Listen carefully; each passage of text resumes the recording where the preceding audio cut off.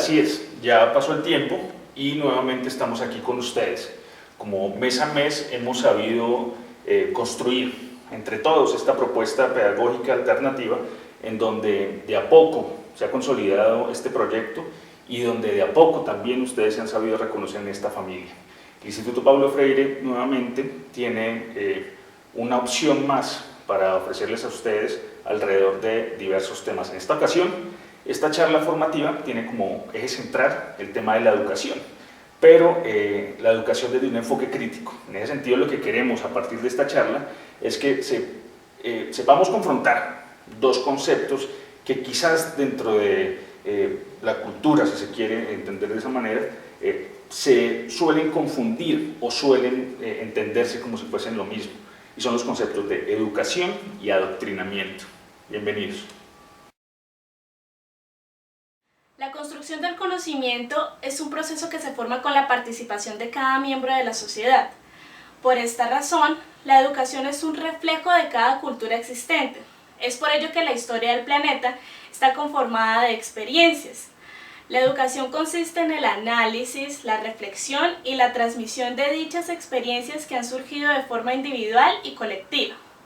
El proceso por el que ha pasado la enseñanza como lo conocemos hoy es un proyecto espontáneo y natural del ser humano.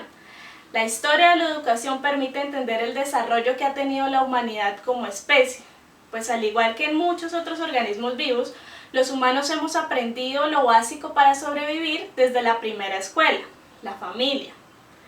Ese colectivo de personas que nos han transmitido el conocimiento primordial de la existencia, es decir, entender lo que es el hambre, el frío, el calor, el dolor, el cuidado, la fuerza, la constancia, pero sobre todo el lenguaje. Pues el lenguaje está conformado no solo de la pregunta, sino de la respuesta a cada necesidad que ha surgido en las distintas épocas y lugares del mundo. La educación como mecanismo de organización social se refuerza durante el desarrollo de poblaciones instauradas en un territorio o a partir de la consolidación de sociedades complejas. Es por ello que cuando se hace referencia a las diferentes concepciones de educación que ha habido, se mencionan los métodos utilizados en las antiguas civilizaciones como la india, la egipcia, la china, la persa, la maya, la inca, la vikinga o la griega, las cuales tenían en común enseñar desde las tradiciones de los pueblos y sus respectivas creencias religiosas. Esto no quiere decir que las sociedades nómadas no hayan avanzado en un proceso estructurado de educación, pues el comercio y forma de vida de los mercaderes, transportadores y cirqueros, inclusive los piratas, quienes no solían asentarse en un solo lugar por mucho tiempo, también forma parte de la construcción de saberes. Estas llamadas civilizaciones antiguas, o marcadas temporalmente con las iniciales AC, que quiere decir antes de Cristo, permiten ver los primeros avances científicos desde la matemática, la arquitectura, el sistema económico, la ciencia, la escritura, la filosofía, la poesía, la gimnasia, la administración, la organización de los gobiernos y las artes.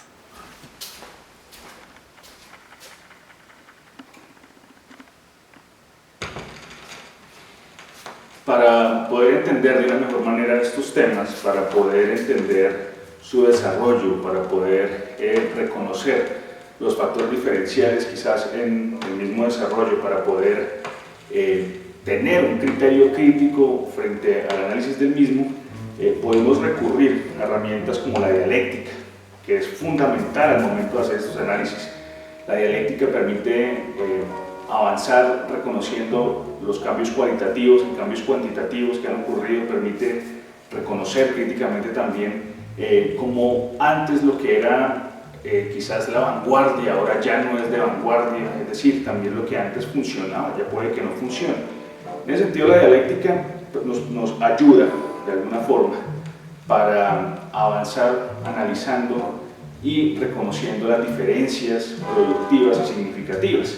En este caso, por ejemplo, la dialéctica nos permite disfrutar muchísimo mejor del jazz de Miles Davis.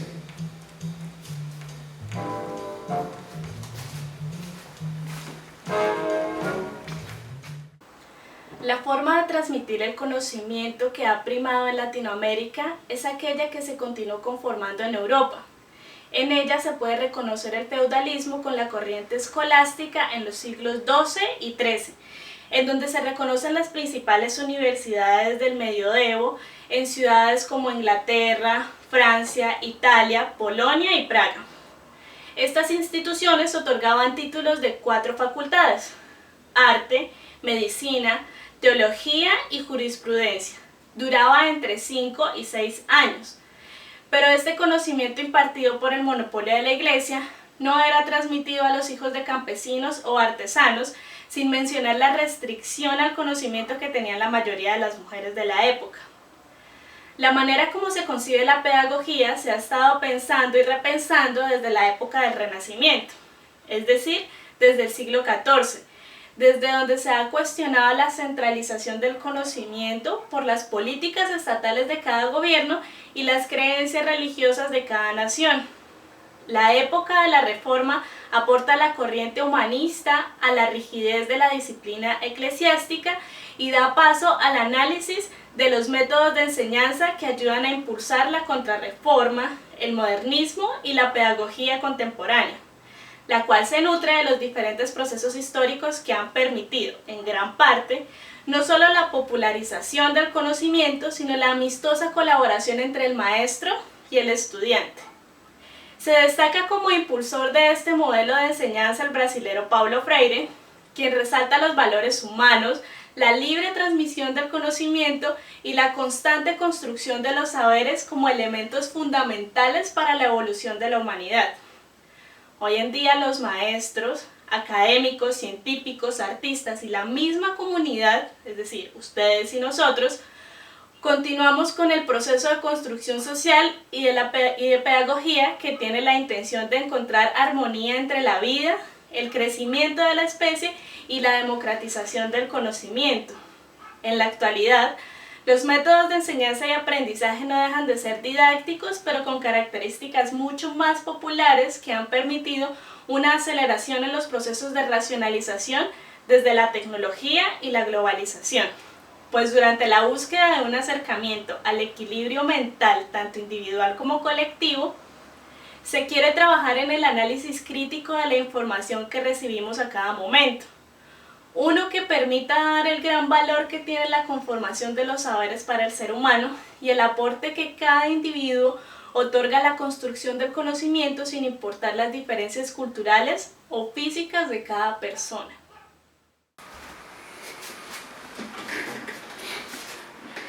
Y es precisamente la dialéctica quizás la herramienta más potente para analizar y reflexionar críticamente sobre las prácticas pedagógicas y educativas que se ejercen hoy día.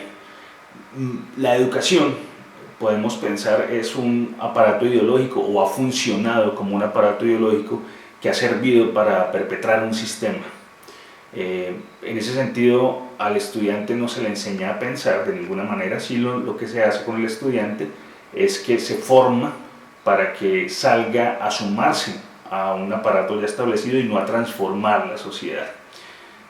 La dialéctica saber-poder, que quizás es el fenómeno más claro que ocurre entre los procesos de enseñanza-aprendizaje en la educación doctrinal y la educación convencional, la educación tradicional, podemos ver esta dialéctica saber-poder en un aula de clase en donde es el maestro quien se supone sabe y son los estudiantes los que tienen que asumirse como sujetos pasivos en el proceso de educación.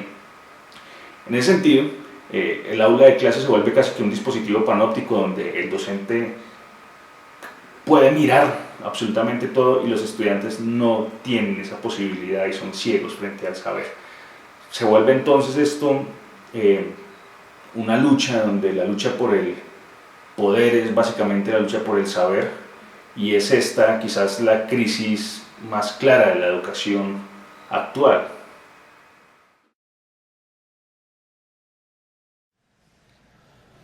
Tal vez hoy, bajo el falso discurso oficial de que somos sujetos libres, no se vea latente la necesidad de una práctica liberadora, Ya no vemos en los colegios que se reprenda físicamente a los estudiantes o que no se brinden ciertos pero limitados espacios de participación a los mismos, que a la larga no tienen mucha incidencia en su contexto propio, pero que hacen parecer que esta práctica es posible.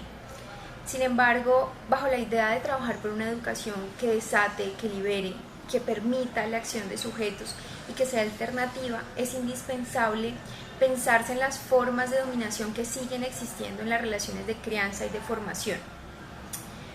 Paulo Freire indica que el hombre en su naturaleza se distancia de los animales porque tiene la posibilidad de no ser un simple espectador, sino que permite inferir en la realidad para modificarla, creando o recreando la herencia cultural recibida, integrándose a las condiciones de su contexto, respondiendo a sus desafíos, objetivándose a sí mismo, discerniendo y trascendiendo. Siendo así, el hombre es dueño de lo que el mismo autor llama la historia de la cultura. Pero bueno, pese a que esa condición natural del hombre existen situaciones que obstaculizan esa conciencia y son aquellas que se derivan de la dominación de unas sociedades por otras o de unos grupos por otros. En casos puntuales de dominación, en la relación de educador-educando se dan, por ejemplo, primero, el concebir al estudiante como un recipiente en el cual el docente deposita, transmite, transfiere su conocimiento o unos valores que considera y decide además son los necesarios y pertinentes para formar hombres de bien. Segundo, está el hecho de que no se permite la acción, la indagación y la creación, y sí se dé prioridad a la memorización de datos, lo cual estimula la ingenuidad en vez de la criticidad. Y tercero, el que exista una dinámica en la relación de enseñanza-aprendizaje convertida en un instrumento de dominación en la medida en que hay un sujeto que narra un contenido que poco lleva a la reflexión sobre la realidad y otro que simplemente escucha y tal vez repite. En esta circunstancia, el hombre no llega a tener conciencia de sí y del mundo, mucho menos capacidad crítica, porque estas fuerzas le impiden la relación propiamente humana entre la conciencia y el mundo, y entonces al ser humano solo le queda la capacidad de acomodación, de ajuste a la realidad y de resignación, en donde el ser humano pierde la capacidad de optar, de decidir y se somete pasivamente a prescripciones externas, es decir, a decisiones y mandatos o indicaciones de otros, y esta pasividad, como indica Freire, se pone de manifiesto cuando se ven sujetos incapaces de alterar la realidad, incapaces de transformarla, y que por el contrario sí se alteran a sí mismos y a su naturaleza para adaptarse. Y entonces llegan al punto de temer cambiar y liberarse, a lo que podemos llamar un miedo a lo desconocido. En los procesos de enseñanza-aprendizaje nos preocupamos mucho por la parte del saber. En muchas ocasiones en las instituciones tenemos en cuenta en que más escriba el estudiante, más llene guías, más llene cuadernos, más llene lo que es la parte de libros, pensamos que el estudiante aprende más, que tiene mayor conocimiento. Y muchas veces dejamos a un lado la parte crítica, la parte analítica, que es aquello que el estudiante utiliza para aplicarlo a la vida cotidiana. Muchas veces el estudiante puede saber la parte teórica, pero no se sabe cómo aplicarla. En una situación, digamos de clase, podemos ver la parte del tiempo. El tiempo ha sido uno de los grandes desafíos que tiene el hombre para poderlo medir. Empezamos con el reloj de arena, después pasamos a los relojes analógicos, están los relojes de cuerda y últimamente, o el más común actual, es el reloj digital. Tenemos que ver en la parte de clase, digamos, qué tipos de relojes hay, cómo funciona cada uno, pero no le damos la particularidad al estudiante de que se ponga a analizar cuál de todos es más preciso, cómo mirar los mecanismos de funcionamiento de cada uno de ellos, si es mejor para el ambiente, si los materiales que se utilizan para la elaboración de uno o de otro no generan tantos residuos. Entonces, en ese aspecto podemos tomar ese tema para abarcar muchos más, pero erradamente los docentes o algunos docentes vemos que entre hacer todas esas actividades se demanda mucho tiempo, por lo cual pues no nos va a alcanzar el tiempo a final de año para poder avanzar con los demás temas que están planeados. Entonces, en ese aspecto se trata de cubrir mucho la parte del análisis para solo rellenar contenidos. Entonces, hablando del tiempo y de los relojes, por ejemplo, acá tenemos un reloj de tipo de cuerda. Este reloj no utiliza ningún tipo de energía externa, sino mecánica. Con el estudiante podríamos mirar desde este simple hecho del tiempo, decirle cómo el reloj funciona, qué mecanismos trae, al ser mecánico si es preciso o no, qué limitaciones tiene, por qué tiene esas limitaciones, si ellos utilizarían uno para medir el tiempo en su vida cotidiana o no, por qué, ¿sí? Cuestionar todo lo que es la parte del aprendizaje, ya que si no se cuestiona, pues no se genera un aprendizaje significativo. Por eso, en muchas ocasiones, cuando están las personas adultas, yo dije, yo vi cierto tema, pero yo no sé para qué me sirve para la vida, ¿sí? Y pues lo ven y no le ven un significado, por lo cual a veces se aburren los estudiantes en clase, no saben cómo mirar la parte de los contenidos, como que dicen, lo hacen por una obligación, más no por una necesidad.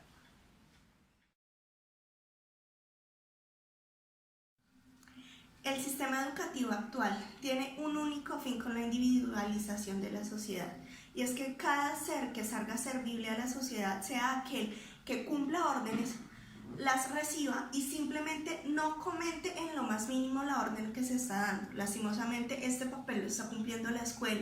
La escuela actualmente es la encargada de generar esas individualidades y esas rivalidades entre todos los elementos de la sociedad. Los seres humanos que se están creando actualmente son seres humanos sumisos y que solamente sirven para crear y generar lo que los demás le piden que hagan. Lastimosamente no generamos ese ser humano propositivo, ese ser humano que le guste emprender, ese ser humano que luche por sus ideales. Ese es un problema actual de la sociedad, y es que lastimosamente la escuela es como ese segundo hogar.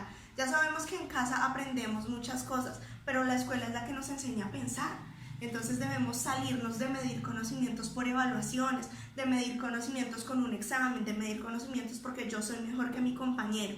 Es hora de empezar a pensar cómo construimos verdaderamente, cómo trabajamos entre todos para construir un conocimiento, para construir un saber completo y no simplemente llenarnos de conocimientos mecánicos que hagamos que llenar una prueba nos mida. Salgamos de ese paradigma de que la educación simplemente individualiza y vayámonos al lugar de proponer y mirar cómo hacer para generar un conocimiento conjunto. Dejemos de ser competitivos, dejemos de ser esa persona que quiere superar a la otra por física envidia. Debemos trabajar en un completo conjunto de ideas que nos permitan ser mejores personas como sociedad, no como persona. Porque si seguimos pensando de forma individual, como nos lo han hecho creer en la escuela, vamos a seguir creyendo que somos máquinas que generamos y generamos y generamos en pro de alguien, pero no generamos nunca en pro de nosotros mismos, nunca pensamos en nosotros. Entonces, lastimosamente, ese es el papel actual de la educación en Colombia y en la gran mayoría de las partes del mundo. Es un sistema que permite crear máquinas, personas que obedezcan simplemente y que generen muy poco pensamiento crítico ante las acciones, ante las situaciones polémicas, ante los diferentes eventos que se dan en el país. Lastimosamente somos nosotros los docentes quienes debemos cambiar ese paradigma y quienes debemos cambiar esa visión de fábrica en nuestras escuelas. Somos nosotros los docentes quienes debemos pensar que necesitamos que nuestros estudiantes piensen de forma crítica, que nuestros estudiantes no se queden con lo que les dimos, como que, mira, esta es la teoría, listo, toma la teoría, tú devórala tal cual como está en el papel. No, démonos a la oportunidad de darles diversas teorías a nuestros estudiantes, que ellos sean los capaces de conocer todo lo que tienen a su alrededor, de diferenciar, de comparar y de asumir su criterio propio sobre la posición que quieran, sobre la teoría que quieran. Dejémoslos pensar, dejémoslos construir. Ellos son libres y ellos también están en un proceso muy hermoso. La educación es el proceso que nos permite construir cualquier tipo de ideal, cualquier tipo de idea. No nos cerremos a ser personas guiadas por un proceso ya estructurado. Permitámonos conocer en todos los ámbitos del saber, porque de esta forma podremos romper ese paradigma y así ser humanos generados por una libertad de pensamiento y una libertad de opinión.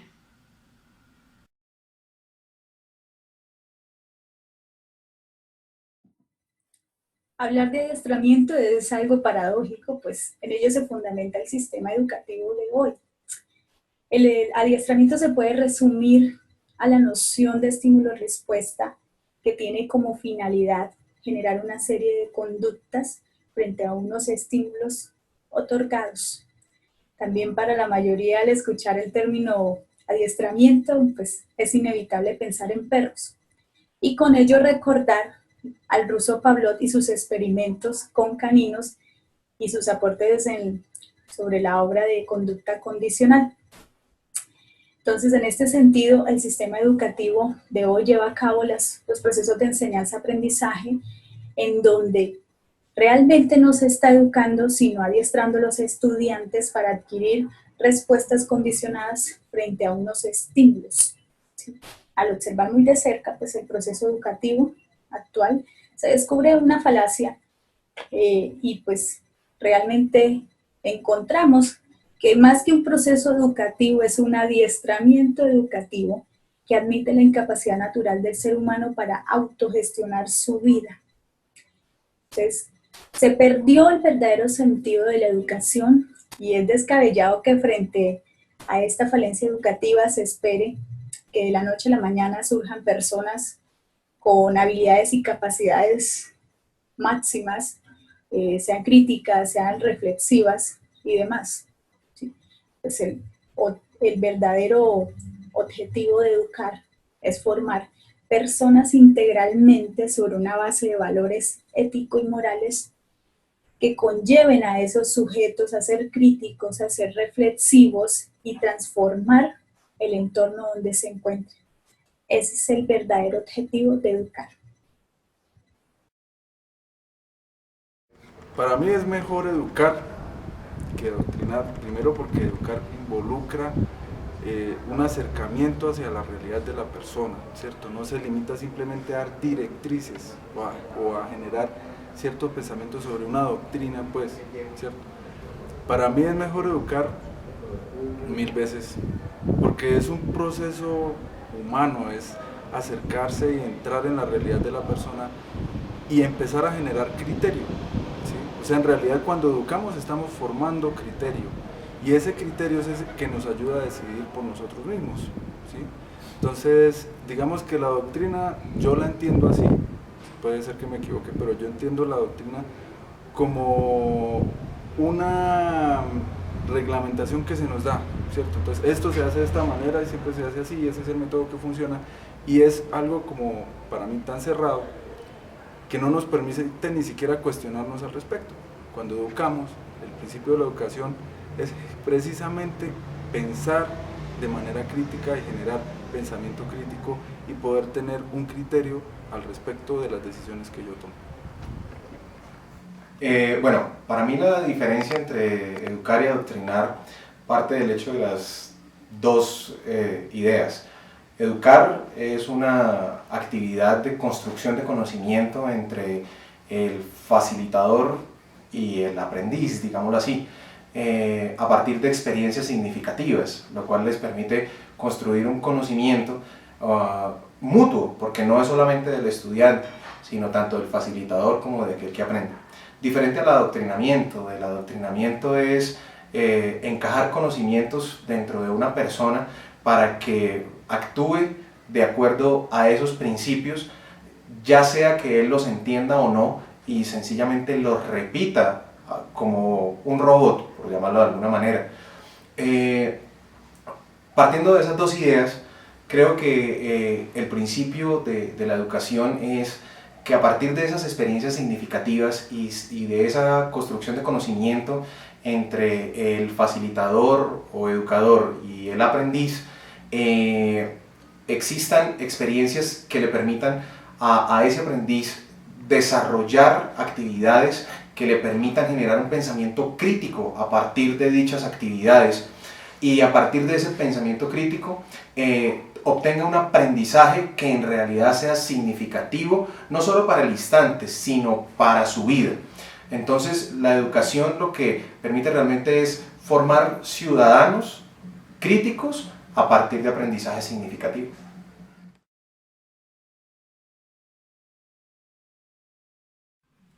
Pasamos de la era industrial a la era digital, donde la tecnología y la comunicación está al alcance de cualquier persona. Por eso, el acceso a la información. Ahora no es suficiente educar y transmitir información. Lo que piden a grito las nuevas generaciones es poder mejorar las herramientas, innovarlas, para que ellos puedan desarrollar ese pensamiento crítico, que permita cuestionar lo que les rodea, analizarlo, poder tener un criterio propio y poderlo argumentar al mundo. En la web encontramos muchos recursos para poder, digamos, dar a conocer todos estos puntos de vista. Entonces están los foros, los wikis, los blogs, los videos, los tutoriales, los simuladores, y el estudiante va a empezar a definir el qué, el cómo, el para qué, dónde, de acuerdo a una condición, a un contexto que sea real y el de ahora. ¿Cómo vamos a traer algo de años atrás a nuestros días? O sea, no sería coherente. Entonces, por eso los estudiantes no van a poder ser los responsables de esa sociedad que les corresponde ahora. Si la pedagogía y la tecnología trabajan simultáneamente, pues se va a optimizar el aprendizaje. Este estudiante sabe que de forma autónoma va a adquirir un conocimiento, sabe sus límites, sus ritmos de aprendizaje, pero también va a llegar un momento en que necesita de lo colectivo, de lo social, también le van a aportar, lo van a orientar, va a recibir como un consejo. Pero él es el dueño, pues, de sus decisiones, de su mentalidad que va a construir para poder transformar esta sociedad. De ahí viene la libertad, porque él es el que es el dueño de su generación, él es el que va a ser responsable. Las personas van y vienen, pero estos niños son los que se deben educar en esta generación, con estas condiciones actuales. Pensar en la didáctica implica pensar en el cómo, implica pensar en la manera en la cual se construyen las estrategias de enseñanza, de instrucción. ¿Esto qué quiere decir? La didáctica es todo aquello que resulta de un engranaje de políticas públicas, de modelos pedagógicos, de enfoques. Digamos que es muy fácil pensar en que cualquiera hace didáctica, pero teniendo en cuenta que en Colombia venimos de una tradición en la cual los modelos y las políticas públicas no están ajustadas a nuestros contextos, no están en la mayoría de sus veces ajustadas a lo que realmente sucede en el barrio, sucede en un departamento o en un municipio, es muy difícil pensar en que existe una didáctica para los estudiantes de nuestro país, en general de América Latina. Y eso viene de una tradición de muchísimos años, porque viene con conflictos sobre pensar qué somos los latinoamericanos y demás. Es importante entonces que como educadores, no solamente como maestros, sino también como artífices de un proceso educativo, eso quiere decir padres de familia, nos involucremos en pensar cuáles son realmente esas estrategias didácticas que pueden llevar a que un estudiante realmente aprenda, que lo que yo le muestro en un recurso, en un video, en una actividad, realmente lo lleve a generar conocimiento, a generar nuevos significados, que es al fin de cuentas lo que propone Ausubel con el aprendizaje significativo. Entonces es importante que reconozcamos esa carencia de esta didáctica ajustada a nuestros contextos para que a partir de ahí podamos empezar a repensar cuáles serían esas estrategias, cuáles serían esos constructos que lleven realmente a crear una didáctica que de alguna forma libere todas las potencialidades de nuestros estudiantes, de nuestros niños, de nuestros jóvenes.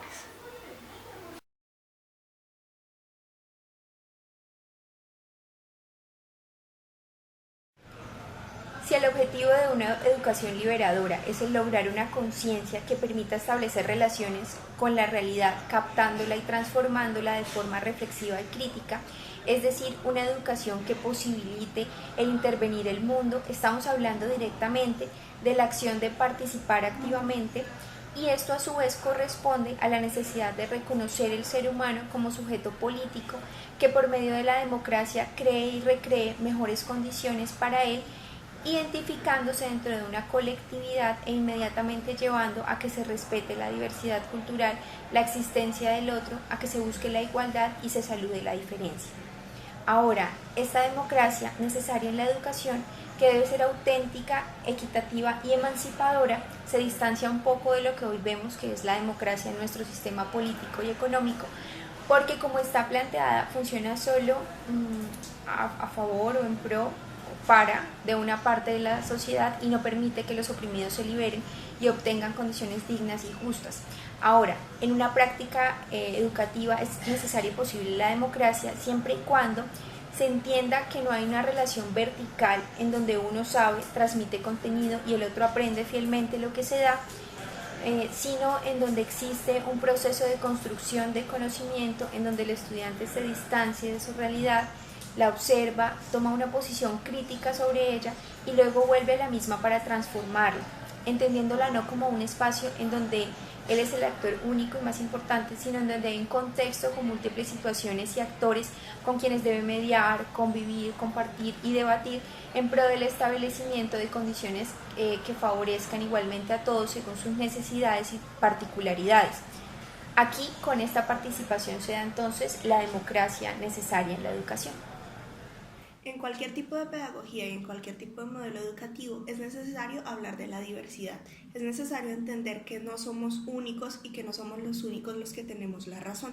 Debemos entender que a nuestro alrededor giran cualquier cantidad de formas de pensar, de formas de ver la vida, de entender y comprender el mundo. Esto nos hace diversos. No solamente la diversidad la vamos a encontrar en la cultura o en cualquier aspecto que haga referencia a nosotros. La diversidad está en nuestra forma de pensar. Si nosotros queremos entender el mundo desde todos los aspectos y aprender a respetar el punto de vista de los demás, debemos hablar de diversidad.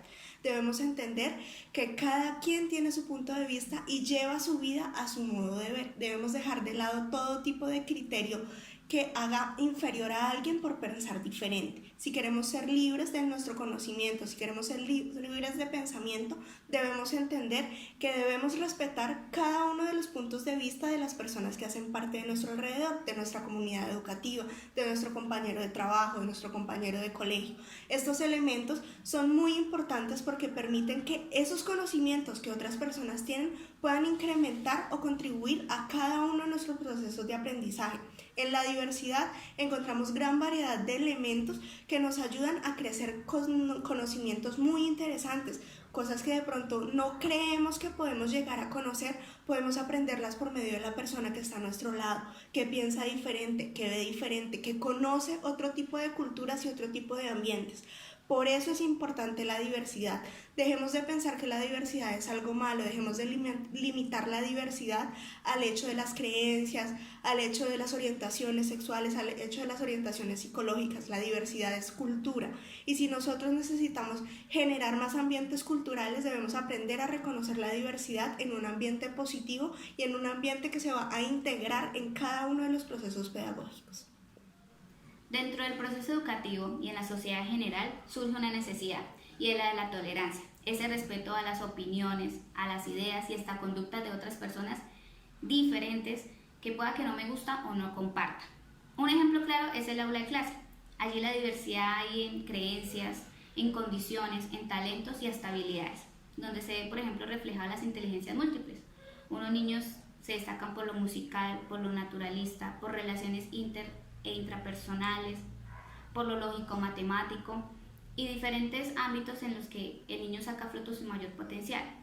Pero ahí lo importante y empezar ese proceso de aceptación es reconocer lo que tengo y lo que tiene la otra persona.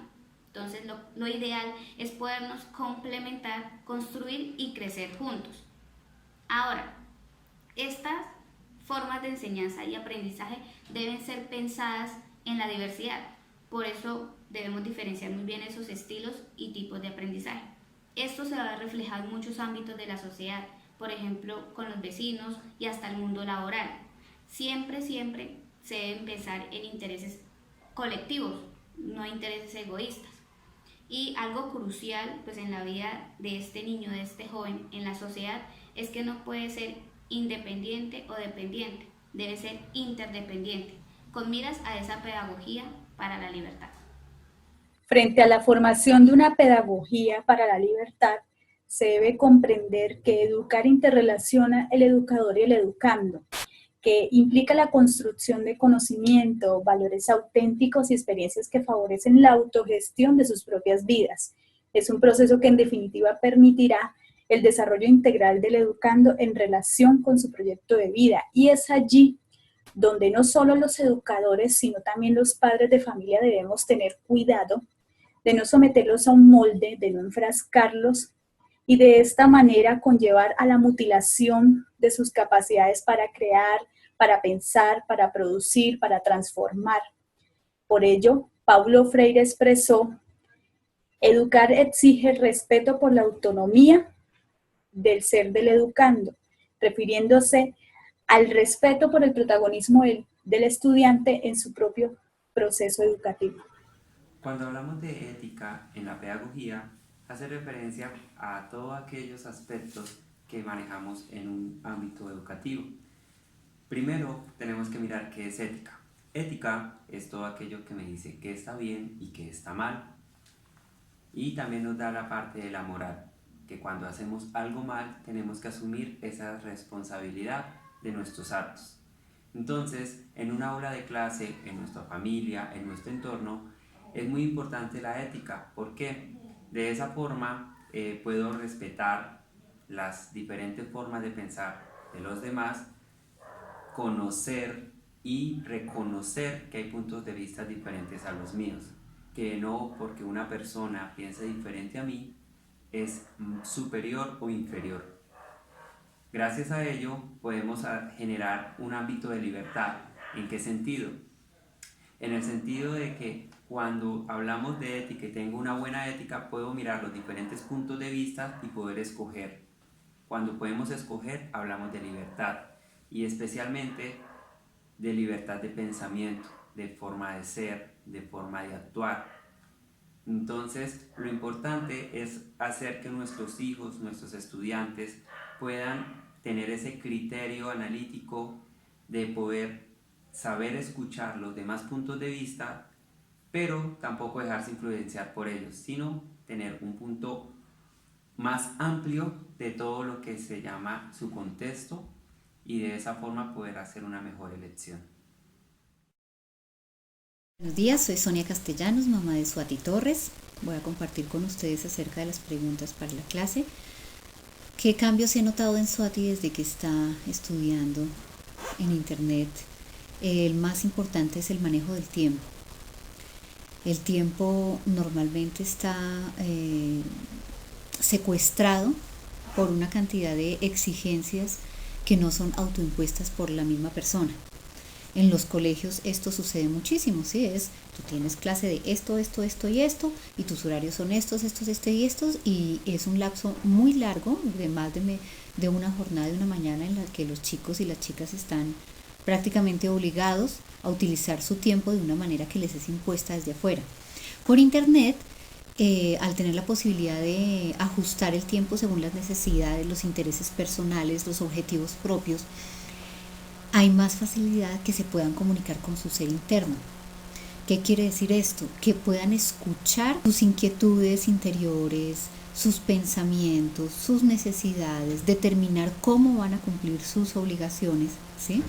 Y esto los hace más responsables en el sentido de que no es una responsabilidad de un cumplimiento para alguien como un autómata, sino de un cumplimiento para un propósito personal surgido desde las necesidades interiores, es decir, la autonomía, no la automatía, sino la autonomía, y esa es la verdadera responsabilidad.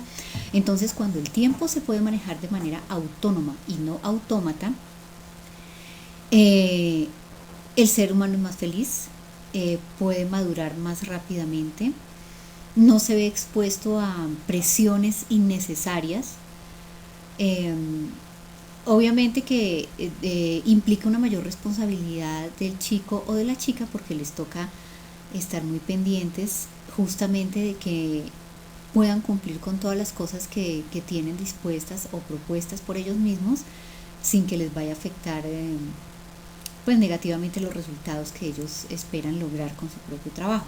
Con respecto a la necesidad de que la educación transforme la sociedad, nos ha gustado muchísimo que los foros han sido supremamente enriquecedores. Mejor que los del colegio donde antiguamente estaba, porque en estos foros como que se concentran mejor, como que son más, han sido muy bien moderados. Los profesores están muy bien preparados para trabajar estos temas de equidad, de diversidad, de tolerancia, y así es como se genera conciencia. Por eso es tan importante que la educación pueda, cualquier elemento que se trabaje en educación genere conciencia. Si no genera conciencia, estamos perdiendo el tiempo. Mi experiencia en la escuela tradicional, siempre fue un constante de seguir órdenes, de mantenerme en una misma línea, de mantenerme en una misma forma de ver el mundo, siempre de mantenerme entre el cállese, siéntese, hable cuando yo se lo indique, no puede ir al baño, pida la palabra, no puede llevar el cabello de esa manera, las uñas no pueden estar así. Esta es mi versión de la historia y así es como sucedieron las cosas. Y entonces pasar de eso a un modelo en el que me permito a mí misma cuestionar mis propios saberes, cuestionar esa versión de la historia que yo forjé por lo que me contaron, por lo que creo, por lo que creía saber, es realmente enriquecedor, es realmente valioso, porque pasar de estar todo el tiempo simplemente recibiendo información sin tener un poco la posibilidad de ser escuchado frente a la información que tengo yo por dar con respecto a mi sentir frente a los temas aprendidos, es, no sé, de pasar de eso a poder cuestionarlo, poder expresarlo realmente, poder sentir que sí soy escuchada, que lo que tengo por decir vale y que vale muchísimo, es realmente valiosísimo y enriquecedor en todos los sentidos. Hola a todos, soy Suati Torres, estudiante del Instituto Paulo Freire. Estoy en grado 11 y hoy les voy a compartir mi experiencia en la educación tradicional comparada con mi experiencia aquí en el Paulo Freire. Comencemos. El colegio tradicional en el que yo estuve, el presencial, aquí en Villa de Leyva, tuve muchas experiencias que me enseñaron a aprender a convivir con las personas, tolerar, aprender a manejar situaciones cotidianas de convivencia. Sin embargo, hallé ese espacio supremamente limitante para mi ser, para mis inclinaciones, para mis metas. A pesar de tener buenos profesores, todo el sistema, la estructura educativa era supremamente limitante, incluso para los mismos profesores. El tiempo es valioso para mí y se gastaba muchísimo tiempo en cosas supremamente superficiales, en cosas innecesarias y absurdas, la verdad. Bueno, en general siento que más allá de aprender sobre las relaciones humanas directas, sobre la tolerancia, sobre la resolución de problemas, de relaciones, fuera de todo eso, siento que no me aportaba nada más, que ya había concluido esa etapa, había tanteado un terreno, había completado varios años en ese terreno y que no valía la pena seguir. Entonces entré en el Paulo Freire y me hallé muy sorprendida y muy agradada por la experiencia. La verdad es que mi proceso en el Paulo Freire ha sido supremamente gratificante, ha sido un espacio increíble de conversación, de debate, de intercambio de ideas, de opiniones, de conocimiento que me han llevado a evolucionar como persona. La población de estudiantes del Paulo Freire no es un grupito específico de un sitio del país, ¿no? Son chicos de toda Colombia.